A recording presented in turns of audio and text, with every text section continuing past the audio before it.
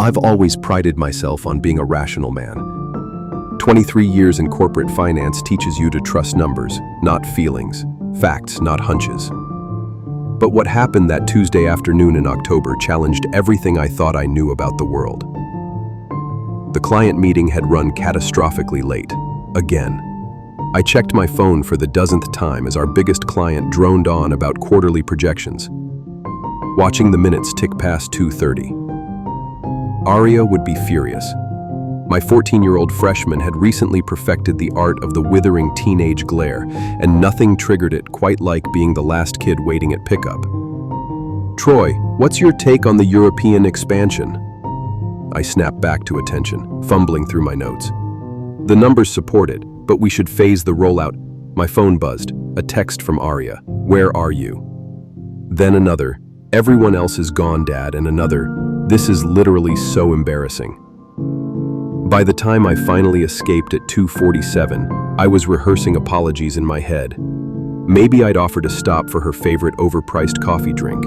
Anything to avoid the silent treatment that would undoubtedly follow me home. I pulled into the high school's pickup lane, expecting to see Aria slouched against the wall, earbuds in, radiating disapproval. Instead, she was standing by the curb. And when she spotted my car, she actually smiled.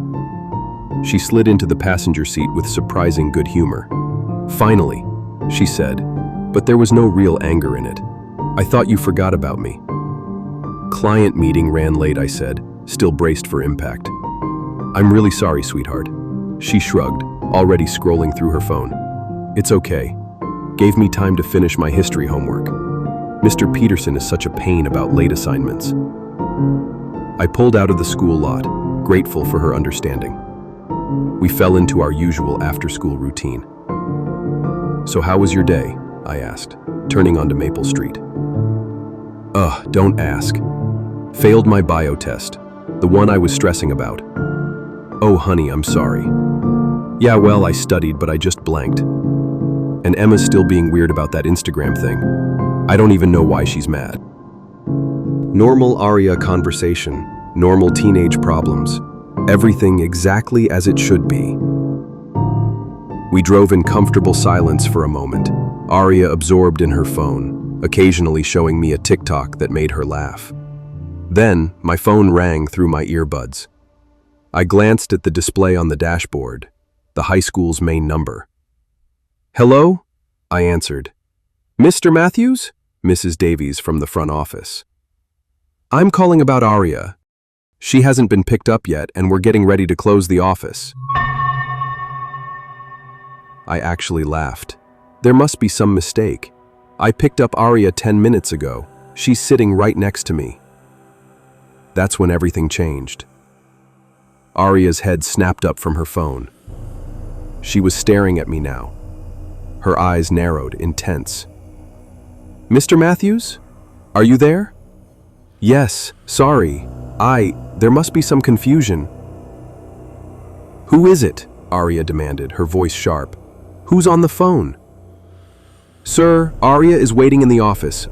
Are you on your way?" I felt my mouth go dry. I'll be there in 5 minutes." I ended the call, my mind racing. Obviously, the school had made some kind of mistake. Mixed up students, maybe. It happened. "Who was that?" Aria's voice had an edge I'd never heard before. She was turned fully toward me now, studying my face. "Just the school," I said, trying to sound casual. "I forgot to pick up some paperwork." "What paperwork?"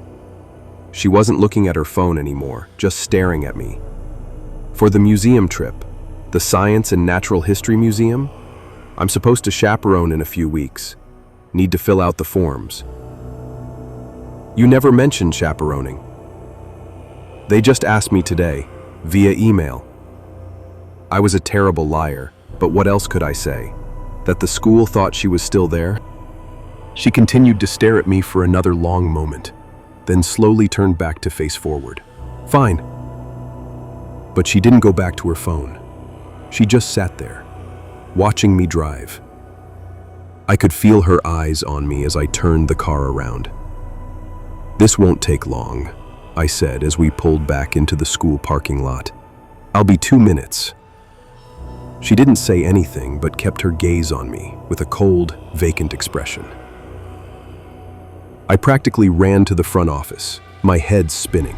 This had to be a mistake, some kind of administrative error. But there, sitting in the uncomfortable plastic chair reserved for students in trouble, was my daughter. Aria looked up as I entered, her face shifting from bored annoyance to relief. "Finally! Do you know how long I've been waiting? Everyone else got picked up like an hour ago." I couldn't speak. It was her. Same navy blue Nirvana hoodie, same ripped jeans, same white Converse, same purple backpack, same everything. "Mr. Matthews?" Mrs. Davies looked concerned. "Are you all right?" Yes, sorry, the meeting went longer than expected." My voice sounded distant and mechanical. "Ready to go, sweetheart?"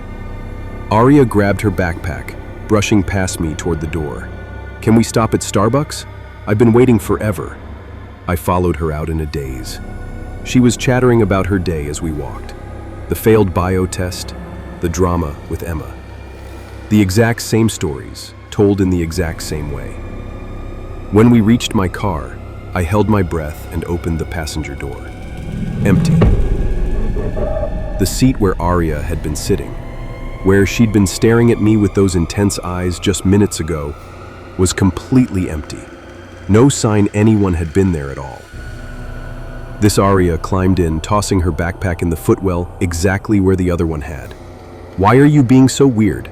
she asked. "Just tired," I managed.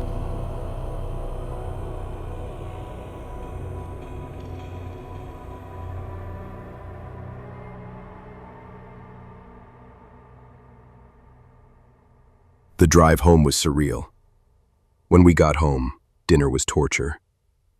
I pushed food around my plate while Colleen talked about her book club and Aria complained about homework. Normal family dinner. Normal life. Except, nothing felt normal anymore. "I need to catch up on some work," I said as soon as I could escape. "I'll be in my office." Once I was alone, I yanked open my laptop and started searching, fast, messy, like I was trying to outrun a thought I didn't want to finish. 2 versions of the same person, real stories. Glitch in the Matrix experiences. People duplicated in real life. Disappearing towns that don't exist on maps. Time skips, time shifts, missing time, lost hours, wrong decades. My fingers couldn't type fast enough. I didn't even know what I was really looking for, only that something was off, wrong, broken in a way that felt personal, like the world had hiccuped, and I was the only one who noticed. The Reddit rabbit hole wasn't just deep, it was endless. Thread after thread of people seeing their own doubles, time folding in on itself, glitches that made entire hours vanish. Most of the stories felt like fiction, but some read like confessions. The comments were worse, a swirl of unsettling theories, parallel timelines bleeding together, entities wearing human skin, doppelgangers that replace rather than mirror. Others blamed temporal fractures, neurological decay, silent killers in the brain. Every theory felt like a guess made in the dark, but one thing was clear.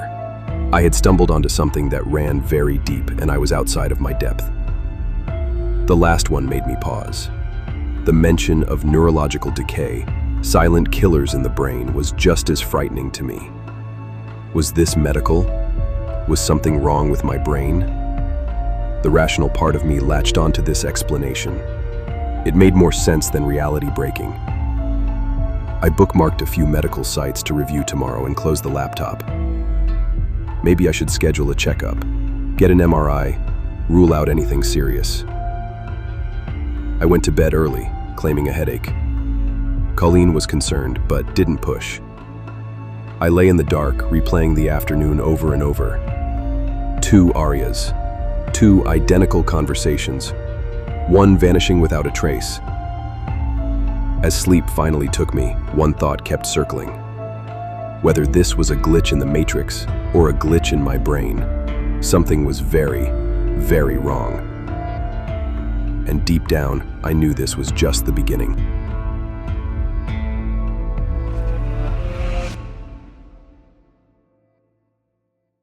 I'd almost convinced myself it hadn't happened. Almost. The MRI came back clean. Blood work normal. The doctor said I was in perfect health for a 45-year-old who spent too much time at a desk. Stress, he suggested. Maybe take a vacation. So I buried it. Focused on work, on family, on anything but that impossible afternoon. Life returned to its predictable rhythm. Over a month went by. I was in my office, deep in spreadsheets, when I heard the front door open. I glanced at the clock, 2:47 p.m. Too early for Aria to be home. "Dad?" Her voice called from the front hall. I got up and walked to my office door. Aria was in the kitchen, dropping her backpack on the counter and heading for the pantry. "Hey, sweetheart, you're home early.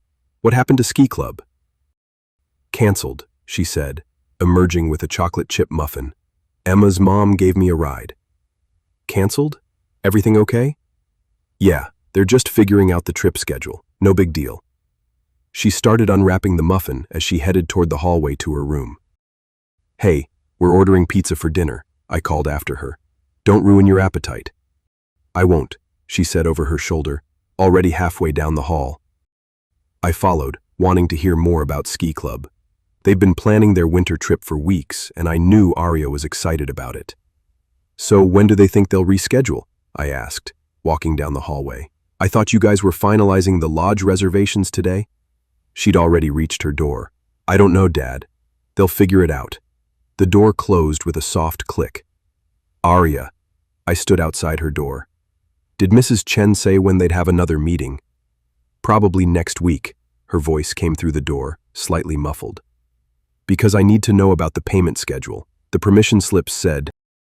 "Dad?" I spun around. Aria stood at the end of the hallway, still wearing her backpack. The same Nirvana hoodie, the same ripped jeans, the same everything as the Aria who had just closed her bedroom door behind me. "Who are you talking to?" She walked toward me, her face scrunched in confusion. My mouth opened and closed. No sound came out. "Dad, you're freaking me out." She was right in front of me now, looking between me and her closed bedroom door. "Why is my door closed?" I heard something. I managed, my voice barely a whisper. "Heard what?" She reached for the door handle. "I always leave it open when I'm not home. You know that." She pushed the door open and walked inside. I followed on legs that felt like rubber. The room was empty, but there on her desk sat the chocolate chip muffin, still in its wrapper, one bite taken out of it.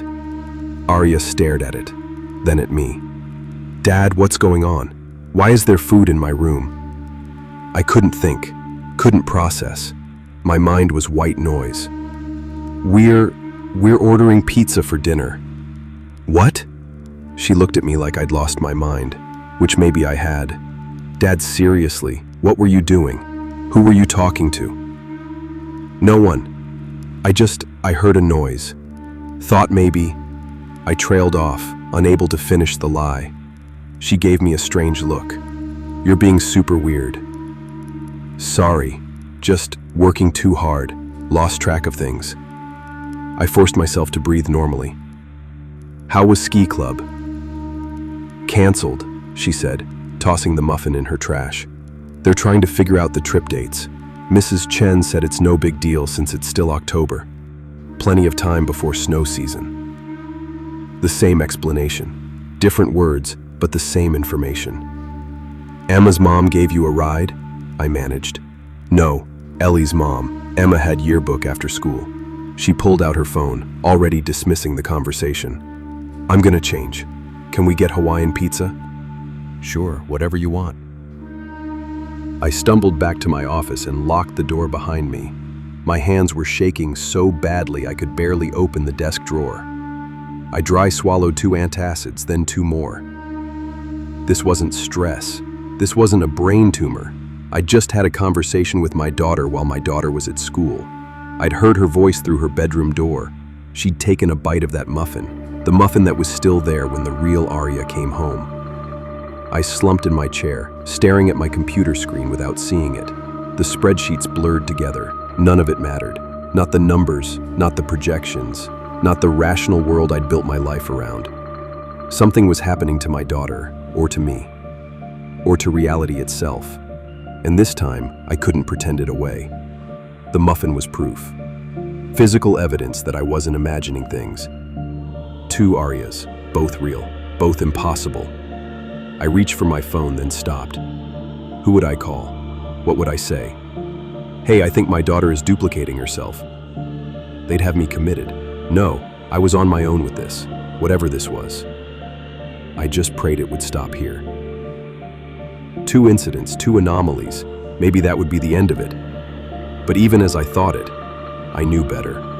Whatever was happening, it was escalating. First, she'd vanished from my car. Now she'd vanished from her room, leaving evidence behind. What would happen next time? And there would be a next time. I was certain of that now.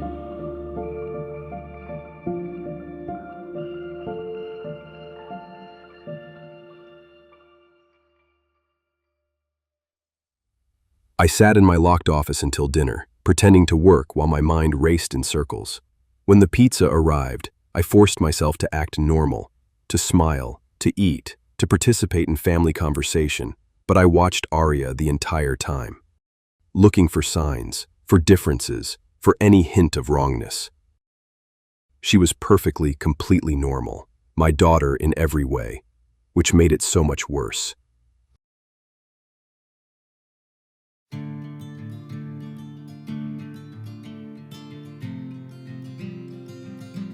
Another month went by.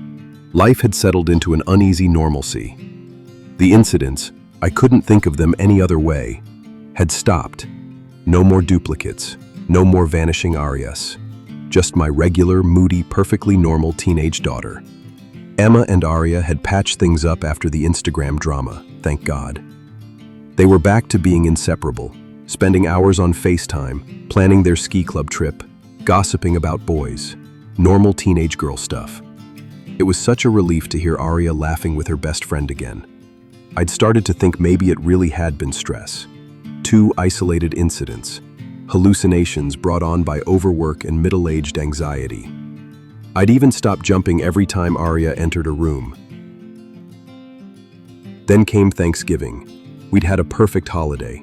The turkey was amazing and wasn't dry. And for once, there were no family arguments. Even Aria seemed to be in good spirits, helping her mother in the kitchen without complaint. Can you believe our baby is going on her first ski trip without us? Colleen said that night as we cleaned up. I know, I said, though the thought made me uneasy. Seems like yesterday she was afraid to go down the bunny slope. Dad, I'm literally right here, Aria called from the living room, and I'm not a baby anymore. Black Friday morning came too early. Colleen had mapped out our shopping route with military precision. Meanwhile, Aria was frantically packing for her ski club trip. Emma's mom will be here at 6:30, she announced, dragging her duffel bag to the front door. We have to be at school by 7 for the bus. We should stay and see you off, Colleen fretted. This is your first big trip without us. Mom, seriously? I'm 14, not 4. I don't need my parents waving goodbye like it's my first day of kindergarten. She'll be fine, I said, though something cold settled in my stomach. Text us when you get to the resort. If I have signal, Aria said, rolling her eyes. It's the mountains, Dad, not exactly 5G territory. Emma's mom honked outside. Aria grabbed her bag and gave us both quick hugs. Love you guys. Try not to trample anyone for a TV. And she was gone.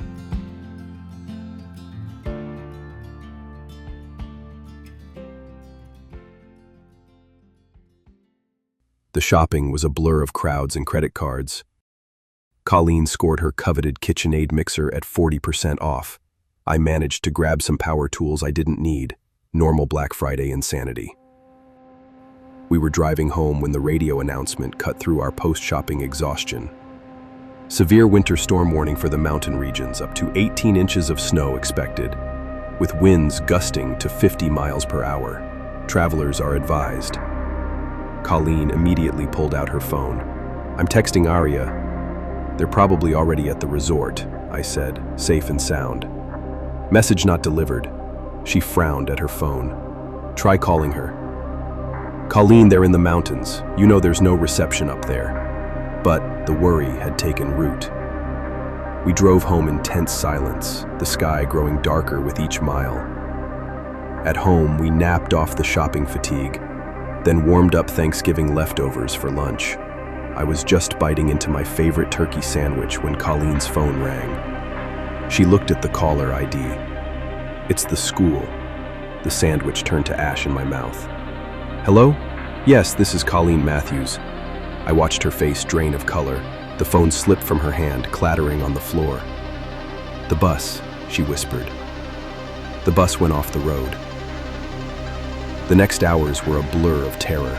We threw ourselves into the car and drove through the worsening storm. The radio gave us fragments. Charter bus, mountain pass, search and rescue mobilized. She's okay, I kept saying, my knuckles white on the steering wheel. She has to be okay. You don't know that, Colleen sobbed. Oh God, our baby!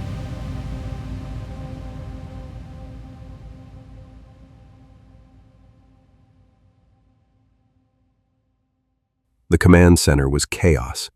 A ski lodge parking lot transformed into a makeshift emergency staging area. Ambulances, fire trucks, search and rescue vehicles, and parents. Dozens of parents, all with the same hollow, terrified expressions. Please, Colleen grabbed the first official-looking person she saw. Our daughter, Aria Matthews, is there any news? Ma'am, we're doing everything we can. The weather is hampering rescue efforts, but 2 survivors incoming! Someone shouted. The crowd of parents surged forward. 2 search and rescue teams emerged from the snowy darkness. On one stretcher, a girl, unconscious and bloody. Emma! A woman screamed. That's my Emma! The paramedics rushed Emma to a waiting ambulance. And then I saw her. Aria. Walking. Not on a stretcher, not supported by rescuers. Just walking out of the storm like she'd been on a casual hike. No blood, no injuries, not even shivering despite wearing only her light ski jacket. Aria! Colleen broke free from my grip and ran to our daughter. The search and rescue team members were giving each other strange looks. One whispered to another, gesturing at Aria. But I couldn't focus on that because Aria was smiling. Actually smiling. Hi, Mom. Hi, Dad, she said calmly. I'm okay. Colleen crushed her in a hug, sobbing. But over my wife's shoulder, Aria's eyes met mine. Empty, vacant. Then she blinked and the warmth returned, like someone had flipped a switch. At the hospital, the full horror emerged. 27 dead. The bus had gone off the mountain road, plummeting 200 feet before exploding on impact. Emma had been thrown clear, suffering multiple fractures and internal injuries, but miraculously surviving. And Aria didn't have a scratch on her. Where did you find her? I asked one of the rescue team members while Colleen was with Aria getting checked by doctors. He shifted uncomfortably. Up on the road, just standing there, looking down at where the bus went over. How did she get back up? That's the thing. He lowered his voice. She was never down there. When we asked what happened, she said she didn't remember. But sir, the way she was just standing there in the snow, not cold, not upset, it was... what? Nothing. Shock does strange things to people. But I saw it in his eyes. Fear. The week that followed was a nightmare of funerals and grief counseling. The whole town was in mourning. 22 students and 5 adults, including the driver. Lives snuffed out in an instant.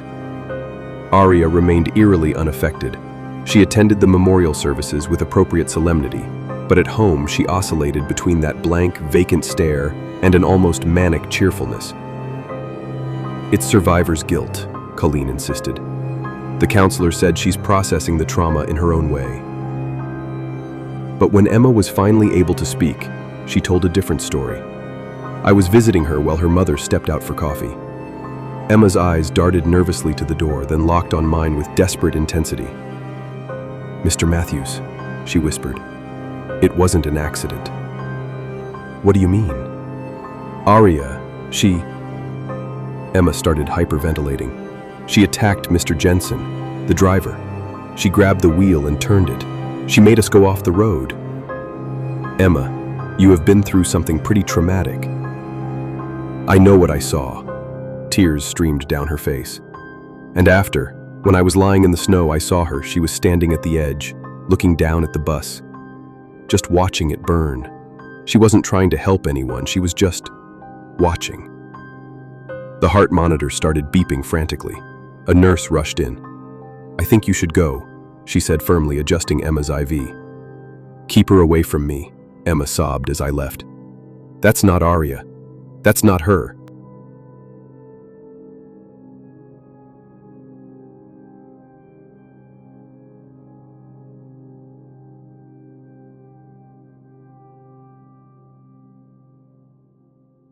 The medical examiner's report added another impossibility to the nightmare.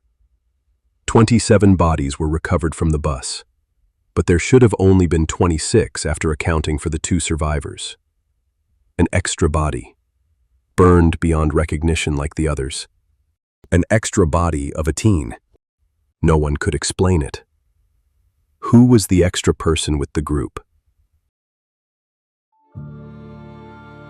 When I mentioned Emma might like to visit once she was feeling better, Aria's response chilled me to the bone. "I don't think that's a good idea," she said, that vacant look sliding across her face. "Emma's confused, traumatized. She might say things that upset people." "What kind of things?" Aria smiled, that bright, empty smile. "Oh, you know, crazy things. Things that no one would believe anyway."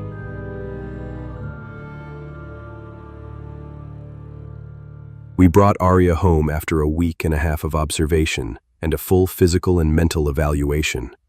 The doctors found nothing wrong with her. Physically perfect.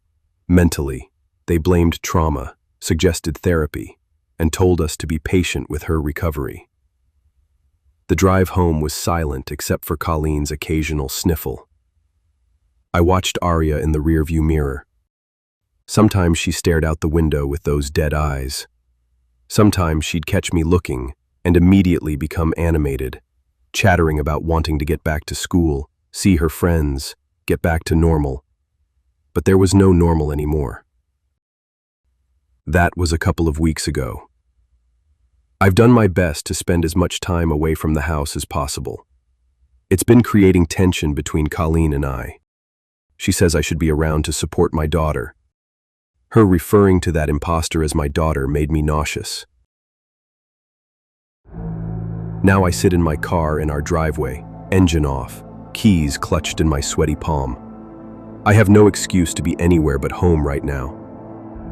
Through the living room window, I can see her. Aria, standing perfectly still, face blank, staring directly at me. She's been standing there for 10 minutes, not moving, barely blinking, watching me, waiting. Colleen isn't home yet. I really don't want to be home alone with Aria. All I can seem to do is sit here. I want to look away so bad, but I force myself to keep looking, even though every instinct is screaming to start the car and drive. Just go, get out. Pretend I never came home. But now I see something else. Movement. Behind her. A flicker of shadow deeper in the house, just past the hallway. Aria doesn't react. She doesn't turn, doesn't flinch. She just keeps staring at me like she's carved from wax. Then her mouth opens, slowly, deliberately, too wide. Her lips part. Her jaw lowers. But nothing comes out. She just stands there, mouth hanging open in that silent, grotesque O, like she's trying to scream and forgot how. Or like she's letting something inside her breathe through her mouth. The shadow behind her stops at the edge of the hallway. For a moment, they're both still. Then, she smiles. Not a child's smile. Not her smile. Something else. Something dark, cold, knowing. Window was empty. I don't think I'd blinked in minutes. My eyes were burning, locked on hers, afraid that if I looked away, even for a second, I'd miss something. And then I did blink. She was gone. No shift in the curtains, no flicker of motion. Just nothing. The window was empty, like she'd been deleted. I pressed the ignition button with a shaking hand. The dashboard lit up. The engine purred to life. I pulled out of the driveway slowly at first, then faster, my tires whispering against the asphalt as I turned onto the street. I wasn't going back, not until my wife was home. My wife, who I can't talk to about this, not yet. Because how do you explain something like this? That your daughter stood like a statue in your living room, blank-faced and unblinking, watching you for 5 straight minutes, and then vanished without a trace. How do you admit you're afraid of your own child? Colleen thinks I'm being paranoid. She says I'm projecting my own trauma. No one can convince me that what I've experienced isn't real. I know the truth. I've known it since that night of the accident. When she walked out of a wreck that killed 27 people without a scratch. I knew it when Emma whispered her terrified warning. I knew it when they pulled one too many bodies from the charred remains of that bus. My daughter died on that mountain. What came back isn't her. It wears her face, speaks in her voice, sleeps in her bed, but it isn't her. It's something else. Something that survives the unsurvivable. Something that watches me with hollow, patient eyes when it thinks I'm not looking. A doppelganger? A shapeshifter? A body snatcher? A demon in borrowed skin? I don't know what it is, but I know this much. I am the only one that can see it for what it is, and I think it knows it.